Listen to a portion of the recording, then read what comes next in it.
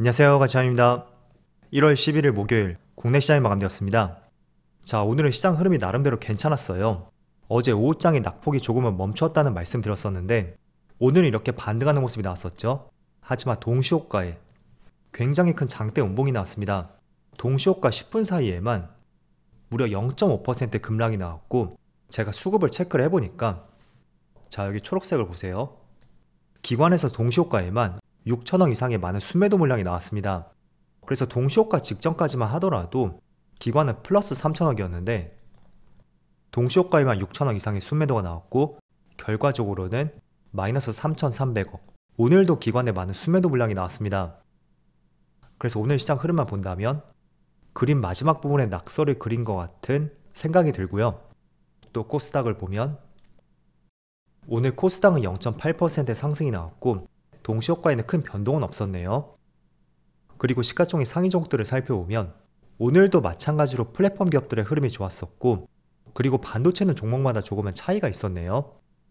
또 코스닥은 오늘 에코프로 그룹주의 좋은 흐름이 있었고요.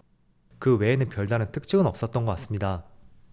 그래서 결과적으로 오늘까지 코스피는 7거래 연속 하락이 나왔고, 기관도 마찬가지로 7거래 연속으로 순매도가 나왔습니다.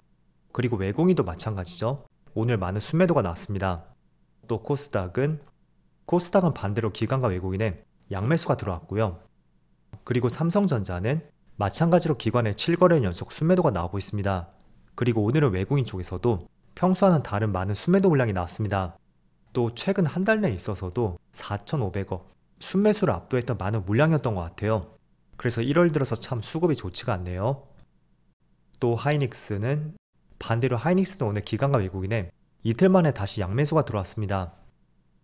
그리고 오늘 강세를 보였던 플랫폼 기업들, 카카오뱅크는 기관과 외국인의 많은 순매수가 들어왔고, 또 카카오페이도 마찬가지로 최근 들어 연속적으로 기관과 외국인의 양매수가 들어오고 있습니다. 그리고 오늘 카카오도 마찬가지였고, 네이버는 기관의 순매도가 있었네요. 그래도 올 한 해는 외국인의 연속적인 순매수가 들어오고 있죠.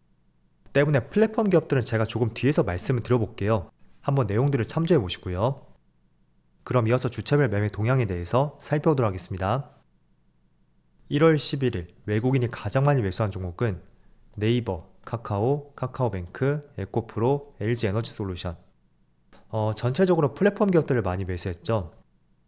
그리고 기관은 에코프로버티, 카카오, 에코프로, 삼성 SDS, 하나에어로스페이스.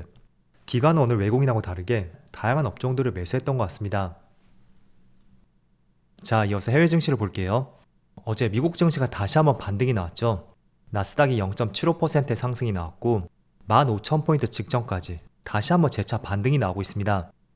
그리고 S&P 500도 0.5% 상승과 함께 다시 한번 직전 고점까지 올라왔어요. 그리고 다우지수도 0.4% 상승이 있었고, 반도체 지수만 반대로 0.4%의 소폭의 하락이 있었습니다. 그리고 아시아 증시를 보면 니케이가 다시 한번 1.7% 급등과 함께 또 한 번의 신고가를 경신했어요. 확실히 이런 박스권 매물대를 돌파하니까 평소보다 더 탄력적으로 움직이는 것을 볼 수가 있습니다.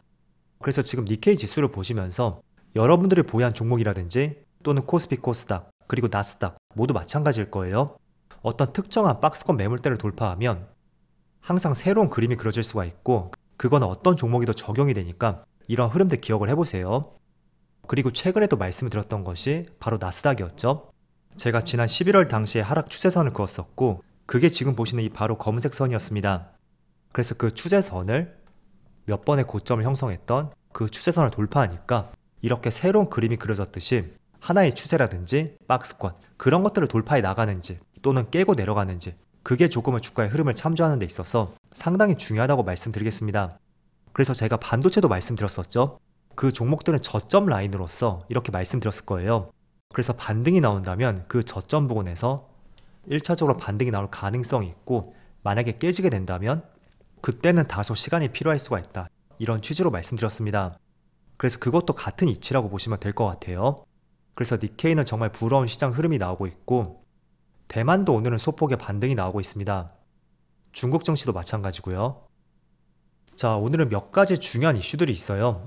그 이슈들을 각각 살펴본다면 어제 새벽에 비트코인 ETF가 상장 승인을 받았습니다. 그래서 미국 시장에서는 11일부터 거래가 가능할 예정이에요. 때문에 국내에서도 비트코인 현물 ETF가 나올 가능성이 있고 조금은 시차를 두고 따라가는 모습이 나올 것 같습니다. 그래서 혹시나 비트코인 ETF에 대해서 관심이 있으시다면 저는 직접적인 코인 투자를 하는 것보다는 ETF를 투자하는 것을 굉장히 긍정적으로 보고 있습니다. 제가 비트코인 ETF를 긍정적으로 말씀드리는 이유는 일단은 첫 번째로 우리가 코인을 투자하는 것은 주식보다는 약간의 리스크가 많았습니다. 최근에 루나 사태처럼 갑자기 코인 하나가 사라질 수도 있고 그런 점들을 생각해 본다면 직접적인 투자는 굉장히 어려웠었잖아요. 하지만 ETF로 상장을 한다는 것은 그러한 우려감들을 상당히 줄일 수가 있고 또 기관 입장에서도 포트폴리오를 간단하게 편입할 수가 있습니다. 그래서 지금 시장에서 바라보는 의견은 전 세계 ETF의 운용 자산 금액을 보면 우리나라 돈으로 1경이 넘는다고 해요. 그런데 여기서 1% 내지는 3% 정도가 비트코인 ETF로 유입이 된다면 그 규모는 자그마치 400조 원이 될 것으로 예상을 하고 있습니다. 그리고 개인들의 입장에서는 비트코인 ETF를 사지 않으면 그만이거든요. 하지만 기관 입장에서는 항상 포트를 다변할 수밖에 없고 그런 관점들을 한번 생각해 보시면 좋을 것 같아요. 그래서 올해만 유입 자금이 131조 원이 될 것이다. 이런 전망도 있고 전체적으로 봤을 때는 약 400조 원이 될 것이다. 이렇게 전망을 하고 있는 만큼 내가 코인을 조금은 부정적으로 봤었다면 그것과는 조금은 별개되는 생각으로서 ETF는 그런 우려감들이 줄어들 수가 있으니까 한번 긍정적으로 생각해 보자고 말씀드리겠습니다. 자, 그래서 오늘 비트코인 ETF가 상장됨에 따라서 국내 코인 관련주들 굉장히 많은 상승이 나왔어요. 그래서 이런 이슈들은 조금 더 이어질 가능성이 있다고 생각이 되고 앞으로의 추가적인 내용들은 계속 살펴봐야 되겠죠. 자, 그리고 오늘 밤에는 아시는 것처럼 미국의 CPI 지수 발표가 있어요. 예상하는 것은 3.2%고요. 지난달보다는 0.1% 소폭 증가할 것으로 전망을 하고 있습니다. 하지만 과거에 상당수의 사례를 보셨듯이 예상치보다는 하회했던 사례가 많았으니까 이번에도 3% 초반 내지는 정말 기대감을 가져온다면 2.9%까지도 한번 기대를 해보시면 좋을 것 같아요. 그래서 오늘 밤에 있는 이슈 중에서 미국의 CPI 지수 발표, 그게 가장 큰 이슈라고 할 수가 있고 그에 따라 미국의 연준의 긴축 정책도 조금씩 디테일한 부분이 수정이 될 수가 있겠죠. 자, 그리고 최근에 미국 증시와 다르게 코스닥보다는 특히 코스피 쪽에서 굉장히 시장의 흐름이 좋지 않았습니다. 일단 약간의 차이를 두자면 코스닥 쪽은 개인들이 많이 투자를 하는 시장이고 또 코스피 쪽은 개인보다는 기관이라든지 외국인 이쪽이 보다 선호하는 시장 중에 하나거든요. 그런데 어쩌면 최근의 하락세가 삼성전자의 어닝 쇼크뿐만 아니라 많은 대형 기술주들 이런 기업들의 부진한 실적도 시장 전체를 약세로 전환시켰던 주된 이유가 되었다고 생각이 됩니다. 삼성전자하고 같은 날에 LG전자의 실적 발표가 있었고 4분기 영업이익에 어닝 쇼크가 나왔습니다. 예상을 했던 것보다 50%를 밑돌았고 오늘 LG에너지솔루션 같은 경우에도 실적 발표가 있었죠. 그런데 영업이익이 무려 40% 이상을 밑돌았습니다. 그래서 이제 본격적으로 실적 시즌인데 많은 기업들의 실적이 굉장히 저조하고 이런 부분을 비춰봤을 때는 분명히 11월하고 12월 이때 시장이 한 차례 많은 상승이 나왔잖아요. 그 상승 부분에 대해서 우리가 기업들의 실적을 너무 과도하게 전망하지 않았나 이런 부정적인 인식들이 주가를 다시 약세로 전환시키는 하나의 이유가 되었다고 생각이 됩니다. 그래서 코스피 지수 흐름이 굉장히 좋지 않죠. 그런데 반등을 기대해보기에도 지금 많은 기업들의 실적 발표를 앞두고 있단 말이에요. 그래서 쉽게 반등이 나오기에도 약간의 시간이 필요할 수도 있다고 생각이 됩니다. 물론 조금 전에 세 개의 기업을 통해서 시장 전체가 다른 기업들도 실적이 좋지 않겠구나 그런 생각들이 미리 주가에 반영이 되었다면 조금 더 빠르게 반등이 나올 가능성도 있을 거예요. 하지만 우리는 기대보다는 항상 보수적으로 전망을 하는 것이 좋다고 생각이 되는 만큼 몇몇 기업들의 실적을 조금 더 체크를 해보고 그때 조금씩 주가가 회복되지 않을까 이렇게 생각을 해보는 것도 좋을 것 같습니다. 그래서 최근에 미국 시장하고는 조금은 다른 흐름 한번 여기서 찾아보시면 좋을 것 같고요. 자, 그리고 또 한 가지 재료 시장은 이렇게 빠지고 있는데 최근에 카카오뱅크라든지 또는 카카오 그리고 네이버도 마찬가지로 오히려 시장보다 더 좋은 흐름이 나오고 있습니다. 제가 플랫폼 기업들을 며칠 전부터 계속 말씀을 드리고 있어요. 그런데 한 번 더 강조를 해드리자면 지난 코스피가 급락이 나왔을 때가 자 주봉상으로 보면 2022년도 이때 1년 내내 주가의 하락이 나왔습니다. 그 결정적인 이유 중에 하나가 바로 미국의 기준금리 인상이었고 국내 시장도 마찬가지로 금리 인상이 있었습니다. 그런데 이런 시장에서 가장 약세를 보였던 것이 대부분의 업종들이 약세를 보였지만 그 중에서도 특히 플랫폼 기업들 이쪽이 보다 큰 약세를 보였습니다. 조금 전 말씀드린 네이버라든지 카카오, 그리고 카카오뱅크 이런 기업들 대표적인 종목이라고 할 수가 있었고 그 이유 중에 하나로서는 분명히 여러 가지가 있었을 거예요. 하지만 대표적인 것을 꼽아본다면 통상 성장주는 미래의 가치를 평가받기 때문에 금리 인상 사이클에서는 힘을 받지 못합니다. 그래서 PBR, PER이 다른 업종보다 높다고 볼 수 있고 그래서 금리가 높아지면 기업의 미래 이익에 대해서 할인율이 적용이 돼요. 그래서 주가에 좋지 않은 흐름이 나올 수밖에 없습니다. 예시로서 한 가지 말씀드린다면 스타트업들이 상장을 한다든지 기업을 매각할 때 그때는 저금리 시대에서 높은 가치를 받을 수밖에 없습니다.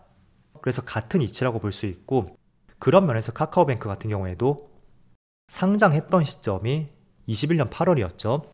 이때는 저금리 구간에서 막바지 상장이었다고 할 수가 있고 아마 지금 상장했다면 절대 이 가치를 받지 못했을 거예요. 자, 그래서 플랫폼 기업들, 카카오 그룹주라든지 네이버 이 기업들은 금리 인상기에서 가장 크게 주가에 타격을 받은 만큼 오히려 금리 인하 시점에서는 다른 업종보다 더 좋은 흐름이 나올 수도 있다. 이 점을 말씀을 드리고 싶고요. 다만 지금 역별 추세에서 이제 바닥을 다지고 조금씩 반등을 하려는 시도가 나오고 있죠. 그래서 카카오뱅크라든지 카카오 물론 실적은 그렇게 썩 좋지는 않지만 올해는 한번 관심을 가져보시고요. 그리고 최근에 많은 상승이 나왔다고 해서 너무 성급하게는 진입하지 마시고요. 나의 기준을 꼭 세워두고 한번 조정이 들어온다면 저번에도 21선에서 반등이 나왔던 만큼 이번에도 21선 근처에서 매수하겠다. 이런 생각들을 충분히 해볼 수가 있겠죠. 그래서 항상 매수하기 전에 나의 기준을 세우시고요. 계획과 다른 움직임이 나왔을 때는 그때는 또 어떻게 대응할 수 있는지 항상 플랜들이 세워져 있어야 돼요. 자, 그래도 오늘 시장은 비록 상승다운 상승은 아니었지만 나름대로 시장이 조금은 진정되는 것 같더라고요. 그래서 오늘 내일이 저점이 될 수 있기를 바라보면서 오늘 영상 마치도록 하겠습니다. 그럼 오늘도 정말 수고 많으셨고요. 저는 내일 영상에서 다시 찾아뵙도록 하겠습니다. 감사합니다.